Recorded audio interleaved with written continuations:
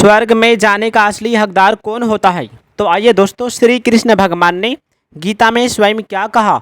स्वर्ग में जाने का असली हकदार उसी को मिलता है। तो आइए दोस्तों, पहले जानते हैं श्री कृष्ण भगवान ने गीता में अनमोल वचन क्या है। सुनकर आप हैरान हो जाओगी, सुनना सभी को जरूरी है। आइए जानते हैं। भगवान श्री कृष्ण अर्जुन को कहते हैं, हे पार्थ, सभी प्राणियों की उत्पत्ति तथा अंत भी मैं हूँ। सभी जीव मुझसे ही उत्पन्न होते हैं, मुझ में ही पलते हैं तथा मुझ में ही लीन हो जाते हैं। बुद्धिमानों की बुद्धि तथा तेजस्वियों का तेज मैं ही तो हूँ। बलवानों की शक्ति, काम एवं धर्म सब मेरी आज्ञा से ही होते हैं। तीनों गुण सत्य, रज और तम मुझसे उत्पन्न होते हैं, परंतु मैं फिर भी निर्गुण हूँ। नहीं मैं उनमें हूँ और न ही वो मुझ में है। पुण्यकर्म तथा ज्ञान योग से जिनके पाप नष्ट हो जाते हैं, वे ही भक्ति भाव से मेरा ध्यान करते हैं, वे ही मोक्ष के अधिकारी बनते हैं। वे ही वृद्धावस्था, रोग, जन्म तथा मृत्यु से मुक्ति पाने के लिए मेरी शरण में आते हैं। जो चिंतन, मनन और भजन करके सदा मुझे याद करते हैं, वे मोक्ष पाकर मुझ में ही लीन हो जाते हैं। अब आइए दोस्तों, भगवान श्री कृष्ण कहते हैं कि मोक्ष प्राप्ति वही लोग कर पाते हैं जिनके अंदर ये गुण होते हैं।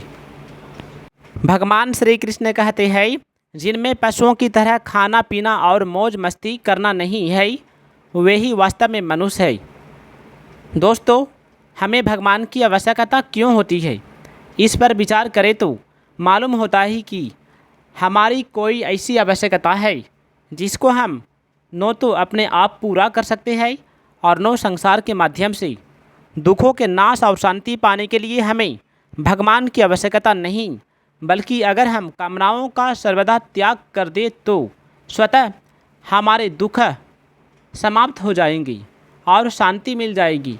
हमें परम प्रेम पाने के लिए भगवान की आवश्यकता है, क्योंकि हम भगवान के ही अंश हैं।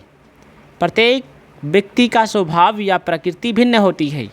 जैसे प्रकृति व्यक्ति के साथ जुड़ी होती है, वैसे ही सांसारिक प्रकृति जो परमात्मा का स्वभाव होता है, उनसे सदैव संबंध होती है। यह प्रकृति ईश्वर का ही एक स्वभाव है, इसलिए इसका नाम प्रकृति है। अगर मनुष्य संसार की स्वतंत्र सत्ता न मानकर इसे केवल भगवत स्वरूप ही माने तो उसका जन्म मरण मिट जाएगा। सृष्टि की रचना में एकमात्र ईश्वर ही करता है, कारण और कार्य है। जितने बीज होते हैं वे सब बीज से उत्पन्न होते हैं और बीज पैदा करके नष्ट हो जाते हैं, लेकिन ईश्वर संपूर्ण प्राणियों के सनातन बीज है। शरीर के मूल में क्या है? माता पिता में जो रज वीर्य रूप अंश होता है जिससे शरीर बनता है, वह अंश अन्न से पैदा होता है और अन्न मिट्टी से पैदा होती है। अतः ये शरीर मिट्टी से ही पैदा होता है और अंत में मिट्टी में ही लीन हो जाती है, मिट्टी में ही मिल जाती है। मृत्यु के पश्चात शरीर को चाहे जला दिया जाए या ज़मीन में गाड़ दिया जाए या पशु पक्षियों को खिला दिया जाए, तीनों ही उपायों से अंत में वह मिट्टी में ही मिल जाती है। मनुष्य में केवल 3 तरह के भाव पाए जाते हैं, सात्विक, राजस और तामस। अपना कुछ स्वार्थ रखी, लेने की इच्छा रखी, तभी सात्विक, राजस और तामस ये तीनों भेद उत्पन्न होते हैं। यदि अपना कुछ स्वार्थ न रखी और दूसरों के हित की दृष्टि से रखे तो ये भगवान का ही स्वरूप है। जब व्यक्ति परमात्मा के अतिरिक्त दूसरी सत्ता मानकर उसे महत्व देते हैं, तभी कामना पैदा होती है। कामना पैदा होने से व्यक्ति मोहित हो जाते हैं और हम जीते रहते हैं और भोगते रहते हैं। यह बात उनको अच्छी लगने लगती है, इसलिए वे परमात्मा की शरण में नहीं होते, बल्कि विनाशी वस्तु, पदार्थों आदि की शरण हो जाते हैं। मनुष्य जन्म संपूर्ण जन्मों का अंतिम जन्म है। भगवान ने जीव को मनुष्य शरीर देकर उसे जन्म मरण के प्रभाव से अलग होकर अपनी प्राप्ति का पूरा अधिकार दिया है, परंतु यह मनुष्य ईश्वर को प्राप्त न करके लगाव के कारण फिर पुराने प्रभाव में अर्थात जन्म मरण के चक्र में चला जाता है। अब आइए दोस्तों, भगवान श्री कृष्ण ने क्या कहा? सबसे बड़ी बात, भगवान श्री कृष्ण कहते हैं स्वर्ग में जाने का असली हकदार उसी को मिलता है जो व्यक्ति दुख में एक दूसरे का साथ देता है। उसी व्यक्ति को स्वर्ग में जाने का असली हकदार मिलता है। जो हमेशा दूसरों के बारे में सोचता है, भगवान का चिंतन करता है, दूसरों के भलाई के बारे में सोचता है, वही व्यक्ति स्वर्ग में जाता है। जो हमेशा माता पिता और गुरु का सम्मान करता है। जो भी व्यक्ति कितना भी पाप क्यों ना किया हो, यदि वह मरते समय अंत समय में यदि भगवान का नाम लेकर अपना शरीर को त्यागता है, प्राण त्यागता है, तो उस व्यक्ति को स्वर्ग में स्थान मिलता है। उस आत्मा को स्वर्ग में स्थान जगह मिलता है और उसे परम शांति का अनुभव होता है। अब आइए दोस्तों, भगवान श्री कृष्ण ने गीता में सबसे बड़ी बात क्या कहा, जो सबको सुनना परम आवश्यक है। भगवान श्री कृष्ण कहते हैं मनुष्य को सुख एवं भोगों के लोभ लालच से स्वयं को बचाकर रखना चाहिए। अपने मनुष्य जीवन को सार्थक बनाने के लिए सदैव प्रयत्नशील रहना चाहिए। भगवान श्री कृष्ण कहते हैं कि जो भी लोग माता पिता और गुरु की सेवा करता है वो व्यक्ति महान होता है। गुरु की सेवा करना शिष्य का कर्तव्य है। अगर शिष्य अपने कर्तव्य का पालन नहीं करता है तो उसका नाम तो शिष्य रहेगा, पर उसमें शिष्यत्व नहीं रहेगा। गुरु का कर्तव्य है शिष्य का कल्याण करना। जब तक गुरु शिष्य से कुछ भी धन मान बड़ाई चाहता है, तब तक उसमें गुरुत्व न रहकर शिष्य की दास्ता रहती है। बाहरी शरीर और भीतरी शरीर से मन की शुद्धि का नाम शौच है। जल मिट्टी साबुन आदि से बाहरी शरीर की शुद्धि होती है तथा दया क्षमा उदारता आदि गुणों से भीतरी शरीर यानी कि मन की शुद्धि होती है। जिनके साथ अपना घनिष्ठ संबंध रखे, उनकी सेवा करे, उन्हें सुख पहुँचाइए, पर उनसे सुख लेने का उद्देश्य ना रखे। एकांत जंगल में जाकर अकेले रहते हुए यह मान लेना कि मैं एकांत स्थान में हूँ, वास्तव में भूल ही है, क्योंकि सारे संसार का बीज यह शरीर तो साथ ही होता है। वास्तव में जब तक शरीर होने का अहंकार नष्ट नहीं होता तो सारे संसार से संबंध बना ही रहता है, चाहे कितने एकांत स्थान पर चले जाएं।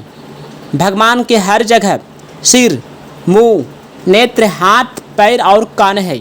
उनका दर्शन कहीं भी किया जा सकता है। भगवान सबसे प्रेम और अपनापन रखते हैं, लेकिन किसी से मोह नहीं रखते। जो उत्पन्न होता है वह कार्य कहलाता है और जिसके द्वारा कार्य की सिद्धि होती है वह करण कहलाता है। अर्थात क्रिया करने के जितने उपकरण हैं वे सब करण कहलाते हैं।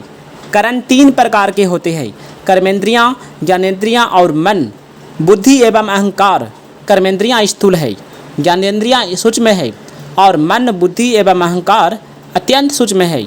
जिन योनियों में बहुत सा सुख प्राप्त होता है उन्हें सत्य योनि तथा जिनमें बहुत सा दुख प्राप्त होता है उन्हें असत्य योनि कहा जाता है।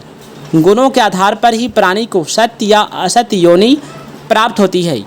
महापुरुषों की कभी निंदा ना करें, यह अवनति का कारण माना गया है। सूक्ष्म से सूक्ष्मतम और विशाल से विशालतम सभी प्राणियों में परमात्मा समान रूप से विद्यमान होते हैं। परमात्मा किसी में छोटे बड़े या कम ज़्यादा नहीं होते हैं, सभी में समान होते हैं। घर के अंधेरे को मिटाने के लिए प्रकाश को लाना ही पड़ता है, लेकिन ईश्वर को कहीं से लाना नहीं पड़ता, वो हर जगह मौजूद है। भगवान श्री कृष्ण कहते हैं कि जो भी व्यक्ति भाव से हरि का चिंतन करते हैं और परमात्मा की शरणागत हो जाते हैं, वे ईश्वर में लीन हो जाते हैं तथा फिर लौटकर नहीं आते। मेरे उस लोक को ही परम धाम कहते हैं। वहाँ पहुँचने वाला को पुनः जन्म नहीं लेना पड़ता है। भगवान श्री कृष्ण कहते हैं, हे पार्थ, हर जीवात्मा मेरा ही अंश है, अमर और सनातन है, सदा रहने वाला है। मन तथा इंद्रियां की संगति में फंसकर वह मुझ परमात्मा को भूल जाता है। भोगों में फंसे होने के कारण ही अज्ञानी जन बार बार जन्मते और मरते हैं, जन्म लेते हैं और मरते रहते हैं। सच्चे संत ही ज्ञान और भक्ति से इस संसार से पार हो जाते हैं। हे धनंजय, सूर्य मेरे दिए तेज से ही लोगों को प्रकाशित कर रहा है। अग्नि की गर्मी तथा चंद्रमा की शीतलता मेरे कारण ही है। प्राण वायु और अपान वायु मेरी शक्ति से ही सभी शरीरों में भोजन को पचाती है। 4 प्रकार के भोजन है, भोज्य, पेय, चाउस तथा लेही। भोज्य जो अन्य भोजन दांतों से चबाकर खाया जाता है। पेय जो शरबत, दूध, दही आदि बिना चबाए ग्रहण किया जाता है। चाउस आम, संतरे आदि चूसकर खाए जाते हैं। लेह शहद, चटनी जैसे पदार्थ जो चाट कर खाए जाते हैं। इन सबको पचाने वाली अग्नि मैं ही दीप्त करता हूँ। हे अर्जुन, मैं सब जीवों में रहता हूँ। ज्ञान और स्मृति का दाता मैं ही हूँ। वेद मुझसे ही प्रकट होते हैं। मेरे सिवाय वेदों का पूर्ण ज्ञान भी किसी और को नहीं है। हे अर्जुन, इस जगत में 2 प्रकार के प्राणी पाए जाते हैं, पहला क्षर और दूसरा अक्षर। सभी जीवधारियों का शरीर क्षर अर्थात नाशवान है। सभी को एक न एक दिन इस शरीर को छोड़कर जाना ही पड़ेगा। इसलिए मनुष्य को ऐसा काम करना चाहिए जो कि सबको उनका याद करे। परंतु सभी में आत्मा अक्षर या शाश्वत है। आत्मा अविनाशी इसलिए है क्योंकि वह मुझ अविनाशी का ही अंश है। इसलिए सब वेद और शास्त्र मुझे पुरुषोत्तम कहा जाता है। कहते हैं मुझे, भगवान श्री कृष्ण कहते हैं अर्जुन को, हे भरतवंशी, जो ज्ञानी जन मेरे वास्तविक स्वरूप को जान लेते हैं वही मुझे पुरुषोत्तम भी समझते हैं। ऐसे सच्चे भक्त सदा मेरी शरण में रहते हैं। वे सदा मेरा ही चिंतन किया करते हैं तथा मुझे कभी नहीं भूलते। हे निष्पाप धनंजय, मैंने तुम्हें यह गोपनीय ज्ञान प्रदान किया है। इसको जीवन में उतारने से तुम्हें परम धाम मिलेगा। इस पुरुषोत्तम रूप को जानने से तुम ज्ञान तथा कर्म दोनों का सार जान पाओगी। मेरे पुरुषोत्तम रूप का ज्ञान ही तुम्हारा कल्याण कर देगा। दोस्तों, यदि वीडियो अच्छा लगा है तो वीडियो को लाइक कीजिएगा, चैनल को सब्सक्राइब कीजिएगा, कमेंट में जय श्री कृष्णा लिखना नहीं भूलिएगा।